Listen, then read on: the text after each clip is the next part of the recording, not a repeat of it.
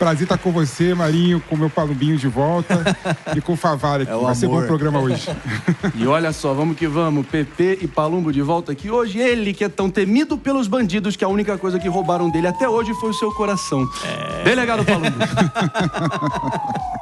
Tá certo, Você falou, tá falado. Tá certo. E ele que entende tanto de guerras que quando era criança, ao invés de assistir desenho da Disney, assistia ao Resgate do Soldado Ryan. Marcelo Favale, meu querido, obrigado pela presença. E ensinei muito aqueles personagens ali interpretados pelo Chuck Norris, viu? Tá certo, a conversa hoje vai ser boa. Vamos logo iniciando os trabalhos com o nosso Bom Dia Pra Quem?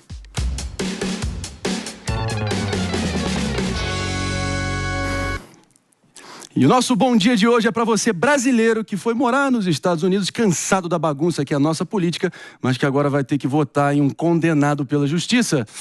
Meus amigos, porque na tarde de ontem um júri em Nova York decidiu que Donald Trump é culpado de fraudar registros financeiros para ocultar $130 mil em pagamentos feitos à atriz pornô Stormy Daniels.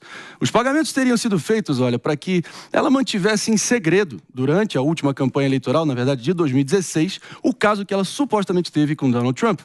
E olha que são 10 horas da manhã, então nada de procurar o nome dela no Google, mas soletrando é S-T-O-R-M-Y, Stormy, D-A-N-I-L-S, Daniels. Para começo de conversa, isso joga por terra a ideia de que Trump é um gênio das negociações. O homem pagou $130 mil para uma moça chamada Dani Tempestade não contar para ninguém sobre o caso. Claramente deu errado. A gente espera que ele tenha pelo menos guardado o recibo. E o cara ficar surpreso que a Dani Tempestade é indiscreta é igual ficar surpreso que o André Balada chegou tarde num treino de futebol. No dia 11 de julho, a sentença vai sair a 4 dias da convenção republicana que vai referendar Trump como candidato. Mas na prática o julgamento deve alterar em pouco o tabuleiro eleitoral americano, porque o eleitor de Trump sempre soube da dificuldade do presidente de, digamos, estabelecer vínculos afetivos harmoniosos e monogâmicos. A fraude com números da própria empresa não cria tanta comoção assim, porque mesmo condenado ele pode seguir concorrendo nas eleições desse ano, até porque lá não tem uma Clean Record Law, ou a nossa lei da ficha limpa. Ao mesmo tempo, até Biden tomou cuidado com o tom político que o procurador deu ao processo, dizendo ontem que quer vencer Trump nas urnas. Então aqui vai o nosso bom dia e fica o nosso abraço. Para você que é proprietário de sítio em Atibaia ou de uma boa loja de chocolate em shopping, fique em paz, porque não foi dessa vez que o laranja se deu mal de verdade.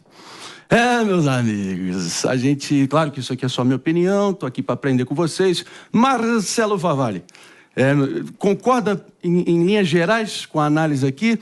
O impacto eleitoral talvez não seja até grande, até pode ser que catapulte o Trump rumo à Casa Branca para ser apenas, olha só, o segundo presidente na história americana a servir 2 mandatos não consecutivos. O único que conseguiu essa façanha lá atrás foi o Grover Cleveland. Fica aqui um pouquinho de história para nossa audiência. Marcelo, por favor.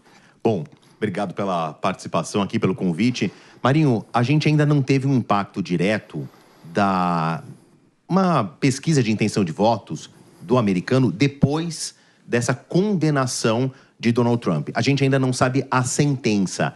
Ele pode ir à cadeia até 4 anos preso. Isso é possível, mas é muito, muito pouco provável que isso aconteça.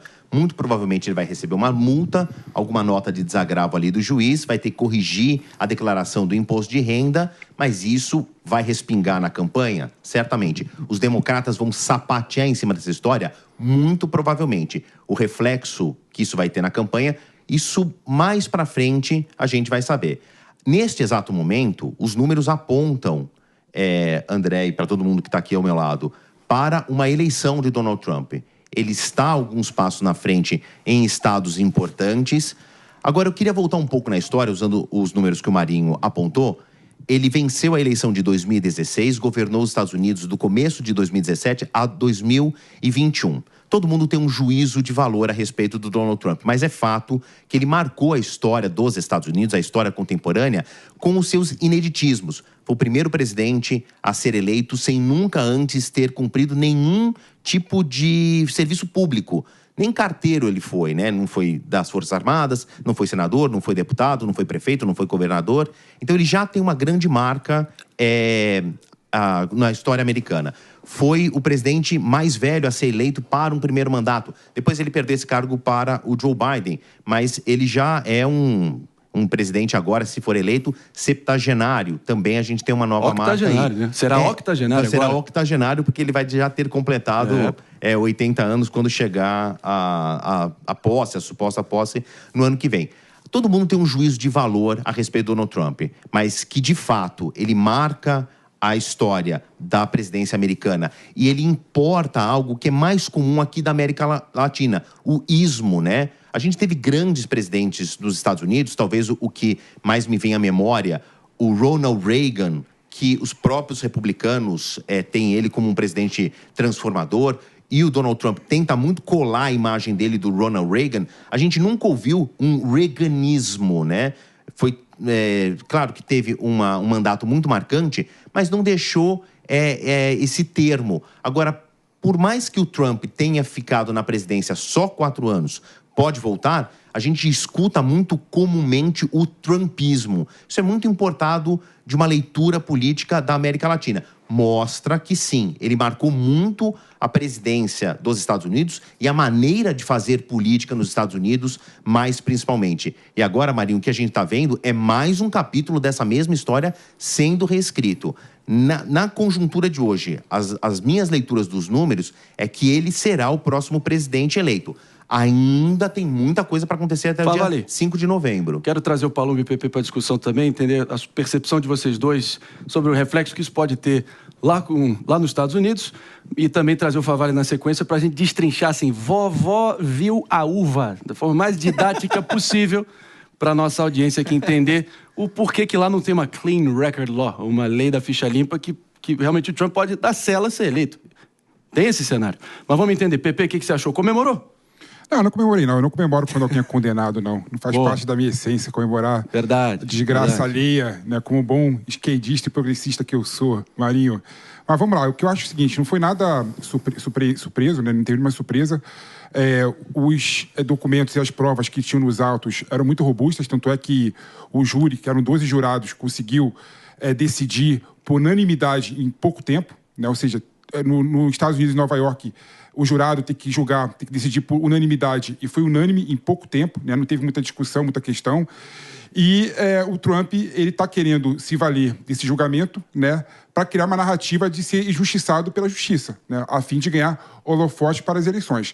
E eu discordo do Favale, respeitosamente, Favale, porque o Trump, quando você pega o Trump, ele ganhou em 2016 as eleições dos Estados Unidos, mas ele perdeu a midterm para o Biden em 2018, perdeu a eleição para o Biden em 2020, perdeu a midterm para o Biden em 2022, e numa eleição que vai ser parelha, né, Trump e Biden, né, esse tipo de fato pode colaborar para fazer com que o Trump fique um pouco atrás nas eleições. Porque nos Estados Unidos são 2 eleições. Tem que primeiro fazer o que as pessoas queiram votar e as urnas votar. E segundo, fazer o que as pessoas importante, só um parêntese rápido, porque lá o voto é facultativo. Só sai de casa quem quiser. Aqui no Brasil, normalmente tem muita gente que chega domingo ou de ressaca ou preguiçoso e simplesmente não sai de casa para votar, paga a multa, tá tudo certo. Lá nem teria que pagar essa multa. Essa é a diferença. Essa é a diferença. Então eu acho, por exemplo, que o conservadorismo raiz, que se agarrava ao trumpismo e ao Partido Republicano, numa eleição parelha, pode se desgarrar ao trumpismo e não ir votar. E se não for votar, por exemplo, isso vai favorecer o Biden numa eleição que vai ser parelha, vai ser bem no tete-a-tete ali. Então, assim, na minha opinião, pode sim repercutir negativamente para o Trump. E o Trump está se utilizando da narrativa de perseguição do judiciário, mais uma vez, para ter os holofotes em cima dele. Então, isso também pode criar um ingrediente a mais na corrida eleitoral nos Estados Unidos. Os critérios que estão lá na Constituição, codificados na Constituição americana, que é magrinha, longe de ser esse calhamaço que é a nossa, de 88, a nossa Carta Magna, diz o seguinte, Palumbo, você tem que ter no mínimo 35 anos, você tem que ser cidadão nato do país, que também é uma coisa que tem certas nuances, porque você pode não ter nascido no território americano, mas se você tiver algum pai ou mãe que seja nascido no território, pode configurar essa elegibilidade e ter morado no mínimo 14 anos no país. Não tem nada de que impeça a pessoa por ter uma ficha corrida criminal. O que você acha dessa particularidade constitucional americana? Lá realmente é uma democracia, né? Eu gosto muito da cultura deles. Acho que o PP está errado, porque o trumpismo vai fazer as pessoas irem votar sim.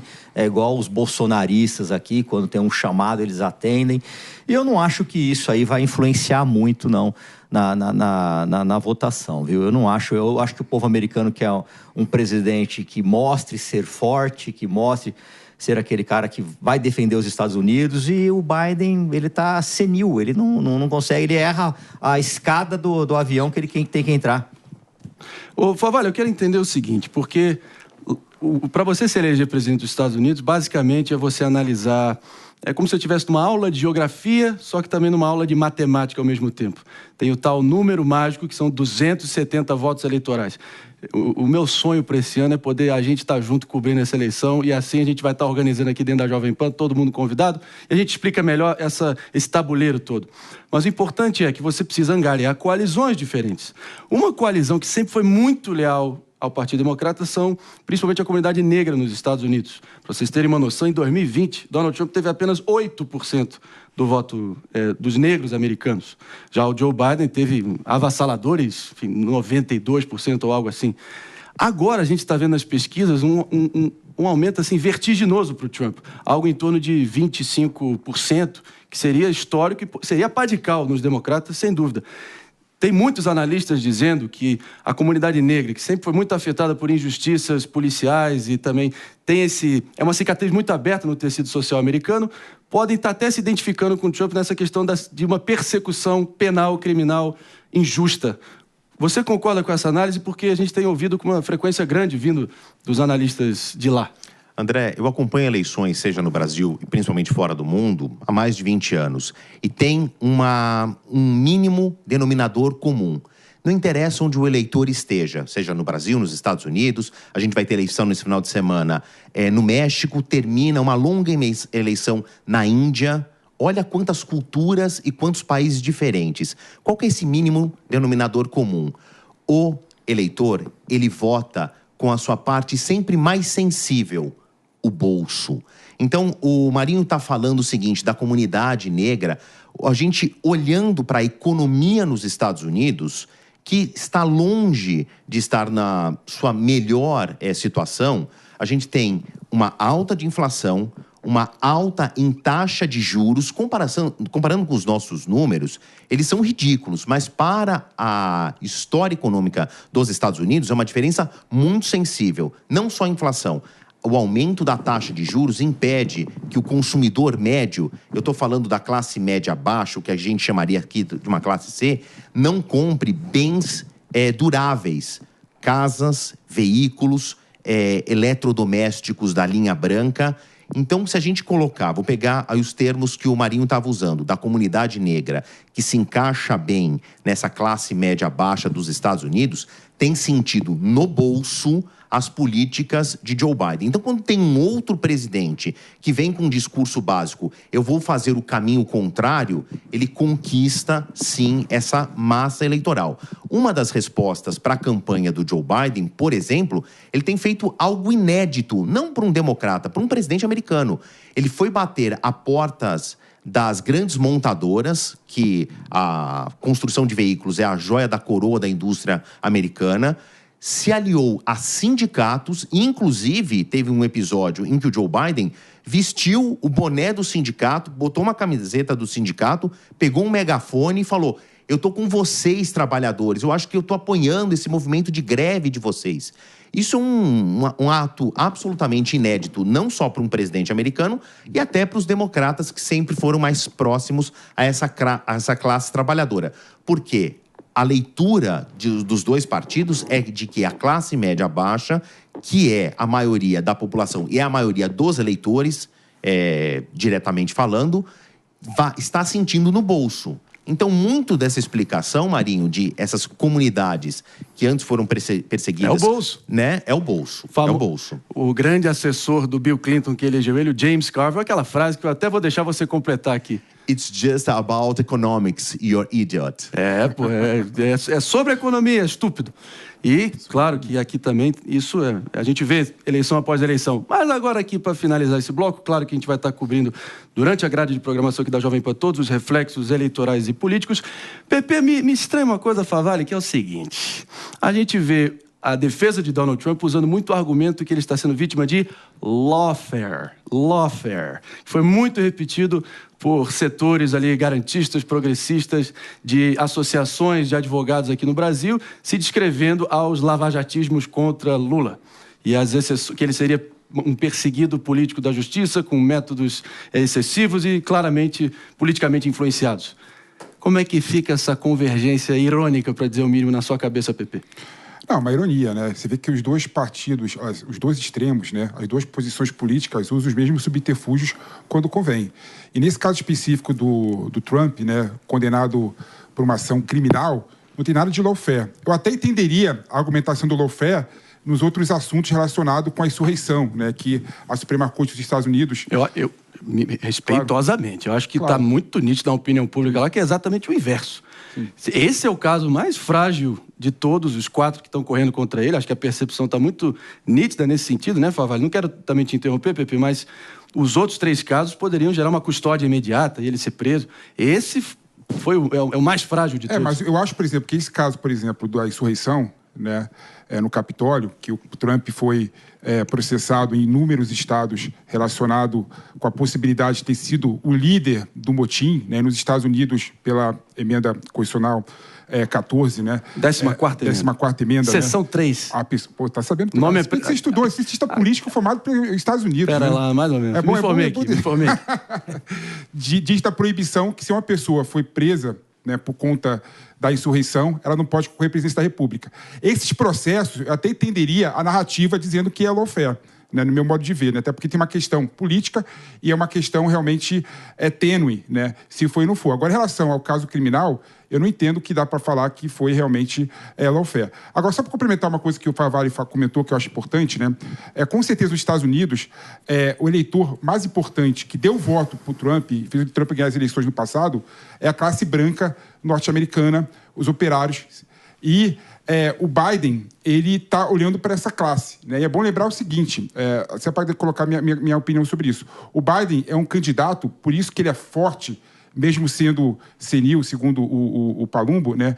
Porque ele tem uma amplitude de possibilidade de voto muito maior do que o Trump, né? Ele consegue abarcar tanto os trabalhadores brancos sindicalizados da indústria automobilística, da indústria ferroviária, quanto aquelas famílias brancas e negras da periferia dos Estados Unidos. Então, não dá para você menosprezar a força do Biden numa eventual eleição e disputa com o Trump.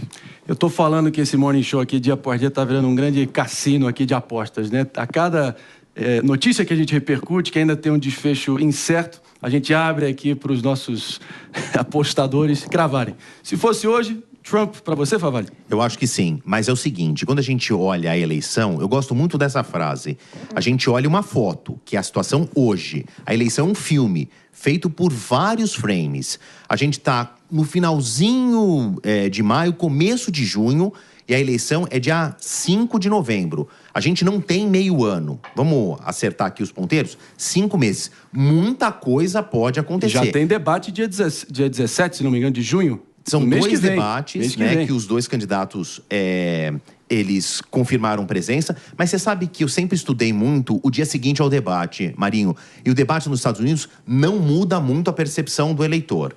Ele já tem uma cabeça mais direcionada. Queria voltar uns parágrafos do que a gente estava falando. Para mim, o presidente americano tinha que ganhar não só a chave do Salão Oval, mas também uma medalha. Por quê? Porque é uma corrida de obstáculos. Existe uma etapa que é muito preciosa nos Estados Unidos para o candidato que a gente não tem aqui. Todo mundo aqui presente no estúdio, quem está me ouvindo aí do outro lado da linha, tem o seu título de eleitor, né? Você vai usar esse título de eleitor pro resto da sua vida. Você não tem que ir mais à junta eleitoral, a não ser que você mude de endereço eleitoral. Nos Estados Unidos, o americano que quer votar tem de se registrar para cada eleição. Então, é uma etapa. É o seguinte, convencer o eleitor a ir registrar na eleição. ir votar e votar em você, o candidato. Então, são 3 etapas importantes. A gente tem olhado que a não presença do eleitor pode ser um fato preponderante nessa eleição. Mas, para encerrar aqui a minha participação nessa fala, Marinho, a gente tem que olhar o seguinte: as preferências para Biden, as preferências para Trump, esse eleitorado que é ainda indeciso, que está na casa dos 20% nos Estados Unidos, e a gente está falando de uma eleição que quem vai determinar é o nível de rejeição, e os dois têm uma rejeição muito alta. Vou voltar à pergunta essencial. Hoje a minha aposta é Trump. Posso mudar minha aposta até dia 4 de novembro, na véspera da eleição? Pode, porque muita coisa ainda vai acontecer. É um processo quilométrico, é um processo fortunoso que se arrasta há muito, muito tempo, mas a gente vai estar acompanhando, claro, todos os desdobramentos. Para você que está nos ouvindo aqui no Morning Show, na Rede Jovem Pan de Rádio, 10 horas e 22 minutos. Fica com a gente que daqui a pouco a gente volta. Abrindo aqui também para a gente finalizar o cassino de apostas da eleição americana. Delegado Palumbo. O PP falou, mas não é o que diz as pesquisas, né? Eu acho que não vai influenciar muito. Tem um caso do Bill Clinton, né? Ele acabou sendo reeleito. Então, eu não acho que isso vai influenciar, não. É muito difícil um presidente não ser reeleito. O Trump entrou nesse rol, Jimmy Carter também ali em 1980... O Ford não era reeleição, né? O Gerald Ford. Era a primeira eleição dele como cabeça de chapa. Enfim, são vários exemplos. O próprio Bush pai também, o cara que perdeu a reeleição para o Clinton. PP, crava aí. É difícil cravar. Sem arregar, sem arregar. Não vou regar não. Na minha opinião, né, quem eu gostaria que ganhasse seria o Cornel West, meu professor e amigo, que está disputando como candidatura independente. Mas eu acho que quem vai ganhar, infelizmente, vai ser o Biden. Eita! Ó. Pra você, infelizmente. A gente segue adiante aqui, então.